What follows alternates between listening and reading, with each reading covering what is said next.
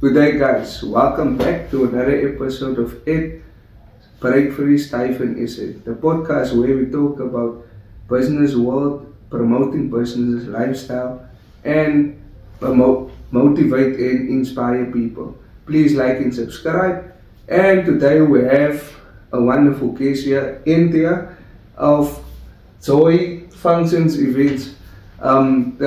She's doing a lot of stuff, as you guys can see on the board. She's doing 360 photographical videos, bubble house photographs, and so on. But we don't talk a lot about this. We're gonna go over to Anthea. Anthea, so tell us a bit more about yourself.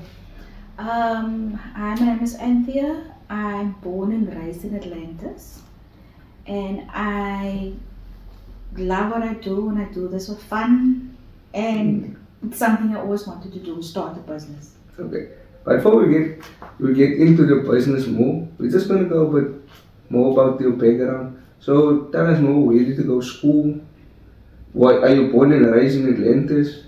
Yes, I was born and raised in Atlantis, and then I went to school, primary school at Rensdale, and then high school at Proteus. Okay. And then I went to Prestige College, studied photography, recognized for Poland.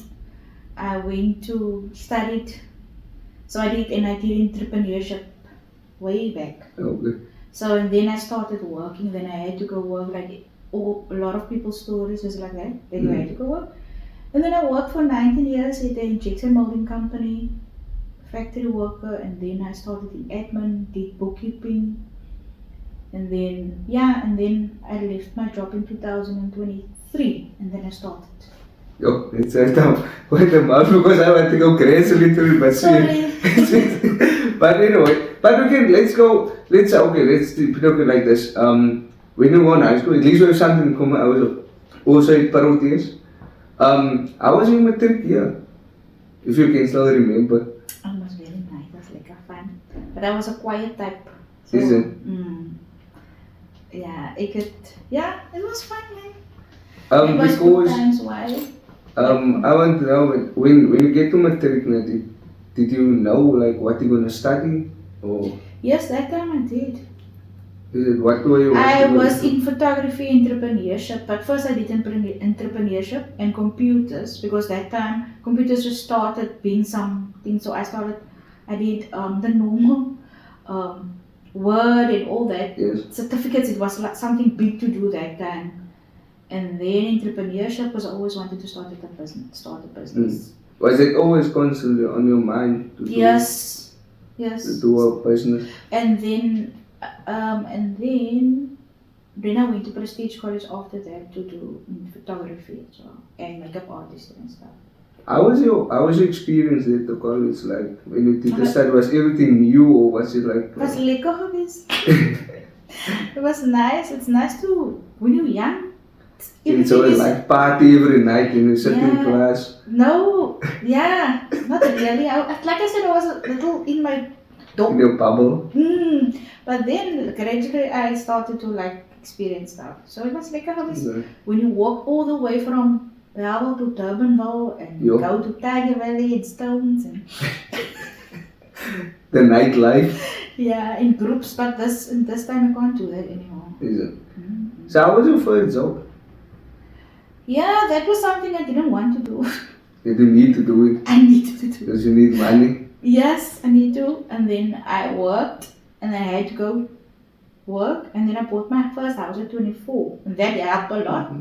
And the job helped a lot. It gave me everything I have, most of the stuff I have today. Then the company moved, and So you automatically needed to leave it. So was that basically your break-free moment where you did decide, okay, I'm going to go into business? Yes, when we moved to Paul, and then I had to travel every day to work, and I had 3 accidents. And you yourself or people driving to me? Maybe one day I come home, then a guy will drive to me. The next month I go, okay, the other 3rd accident was my own fault, but the 2 going to work. And then I had an accident with animals. I drove into to book or whatever you call it in the back road of Paul. And then I decided, no way, I'm not doing this anymore. In that phase, when you were like in the accident or the trauma phase, you can call it a type of trauma. If you were in that phase, how did you feel at that moment? Or I wanted to stay at home for a long time before that, but that was just the final cut when I had to drive to Paul up and down 75 k's. Yeah, every day. And I started working shifts. They let me work shifts, at least to drive with the shift people, just to afford the traveling cost. So there was a group from Atlanta still working there, and then it was the final straw to say that no, I'm gonna do my own thing. Yeah, then just after I left the company, they closed their doors as well. So like a few months after that. So were you like unemployed for a certain period or? No, I was never unemployed. We had a lot of retrenchment stuff happening all these years. But I left my job in 2023 myself, before they closed down. So I just missed that retrenchment package. Yeah, so I decided to stay at home and I wanted to study, finish my accounting stuff. And then I never finished that. I still have a few subjects to do. There are a lot of subjects to finish, bookkeeping stuff, but I finished some subjects in 22. When was the COVID? 2020. 2020. It was the best time to study. Yeah, is it? Because you have nothing to do. You just sitting at home. You just do online courses. So the first plan was after work is to finish my accounting, and then we've got a CNC machine as well. Yes. But I still need to learn. CNC.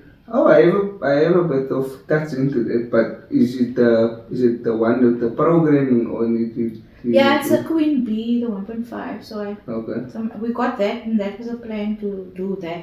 But then I left the studies. I didn't go into the machine, and then I started the 360 and all that. Okay. So how did it come across it to decide? Okay, this is the name for the business. So my second name is Joy. Okay. And then I had to dabble with that and try to find a name that you can get on the data on CIPC, because there's a lot of companies whose name starts with Joy something, and finally that was an error. And I typed Joy Funsionz with the S, Joyfunsionz, everything, and then I just put a Z at the end and they said, okay, it's available. So you just took it, there was no other options? No, because there's a lot of the company's names are the same. But it was probably frustrated because you sit with names and write names, you can't even, it's frustrating to get a name. I want to know, was that one of the hardest part of starting your own company? No, not really. So what was the hardest part? So the hardest part of starting your company, starting it's fine. Seeing what to do next, or where you're going to get the funds, or what's next. Are you still going to do this? Are you still, every day you must wake up and decide. And I'm a person that gets bored of something quickly. Yeah, but this isn't one of the things. So yeah, because I like being between people, because it's nice to go to different parties and meeting new people.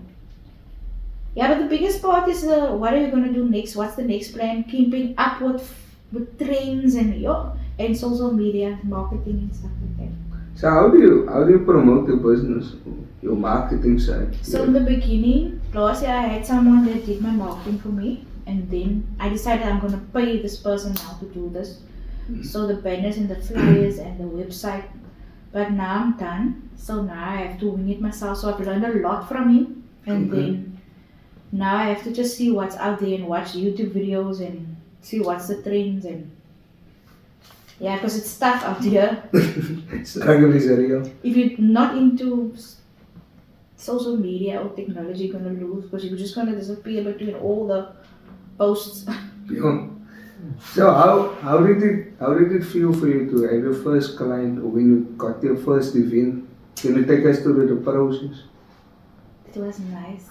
So the first thing I did was my bubble house. So the photography started a long time ago. Let me start there. I had a camera since forever.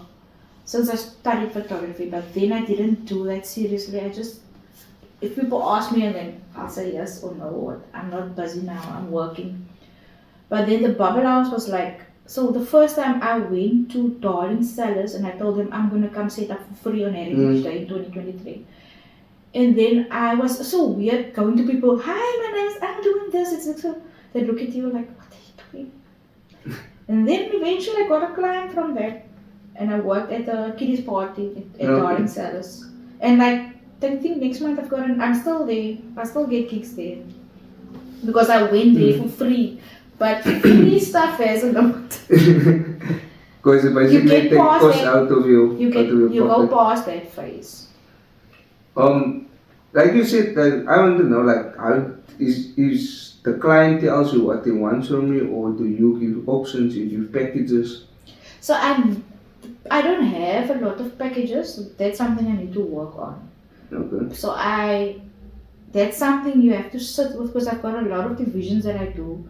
I've got hiring, photography, and at the moment it's only me. So when I need people, so sitting alone with yourself, it's the hardest thing.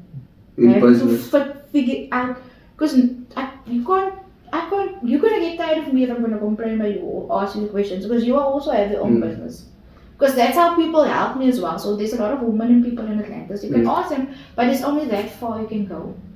They will give you a short answer. Like, okay, now I've got my own stuff to do. Can you figure it out? Especially now these days. People will post something and people will give them the hints, and people will still ask under that post how much. And they don't read or they don't listen. So yeah, you need to figure it out somehow. Or if you get something right, you're so happy, and you watch a lot of. I was set up at night. I registered my own company, and I watched YouTube videos and nights. Not really. You're like a zombie, like someone that's on drugs. See drugs, but sitting at night just thinking, okay, let me just see. Even now, I'm like, what's the thing I wanted to ask now on the internet? Blah blah blah. You type it in, and yeah. If you get the answer, it goes no, you remember stuff. But do you think that is like an part of the thing, like, let's say that the process that you need to go through to get to a certain point in your business, to go through that hardship, and then you get an idea, or you get an idea at that moment. But if you didn't go through it, you won't get there, because nobody is basically helping you on your own. Yeah, if you don't struggle, you don't feel. How do you say it? It's if it's easy, it's not. It's not worth it. It's not worth it. So you need to, because at some point you always need to feel that your back is against the wall, and everybody who do business or are going to do business, they're gonna go through that stages to feel that, maybe I'm gonna just leave this because it's not for me. So how did you cope with that? I'm still coping. You wake up every day thinking, are you gonna be lazy? You can't be lazy. You must just push. And you can be lazy. You can have your off days. But then if you're gonna do it a long time, you're gonna lose outside, because everybody's hustling. It's too fast. Too fast that day. So how do you keep up with the trend the whole time? By watching Beam and of my phone a lot. How much in hours per day? Yeah, you must just watch the danger, the way the danger is. Your phone will give you a what do you call that? A little triangle. Notification. Yeah, you've been on the phone a long time. And stuff change, so social media can make you or break you. It can be good now, tomorrow you're like. Okay, let's do it like this. Since you're talking about it, what was your worst client? Or did you ever deal with the worst client? So what I learned, I never had a worst client. What I learned is not to give. What I learned is not to give. If someone is like, I didn't have a worst client or client that I can say, hey, this person. But if someone is difficult, or I can see, listen here, this person is going to do this or say that, or is unhappy, I just try to be chilled and just try to accommodate the person. Because, I will say it's a client. You understand what I mean? Like, I will just be like, I'm not gonna stress them. I'm not. But you must be firm. Don't, you can't let them bully you. But I learned that now. But not even with clients, but other people that wanted to outsource me. So I can say, hey, this guy is rude to me, and I'm like, what's wrong with you? Can you tell me? Are you okay? That guy changed his whole behavior. Because I decided, because he was rude to me on the phone, he wants my help. Then he was rude to me, and I'm like, are you okay? And then I say, it works. But so you say you must be a bit tough. Yeah. Firm, so that people can People are so nice. nice. People are nice. I never had people, so for instance, like, even you will see that you also do that to other people where you, simple stuff like taking long to answer. I like, in the beginning, I'm quick. But that can take longer to answer. Because I'm busy, because you have to prioritize stuff. And then people will say, I appreciate that you answer so quickly. And this person doesn't even answer me. But it's the same in sales. If you do a quotation, someone send a quotation. That client, in most cases where people lose a client because they don't respond that fast to the person. So you need to actually, like scheduling. You have a schedule. At some point, I go through emails like 2-3 times a day just to get stuff complete and to respond to clients.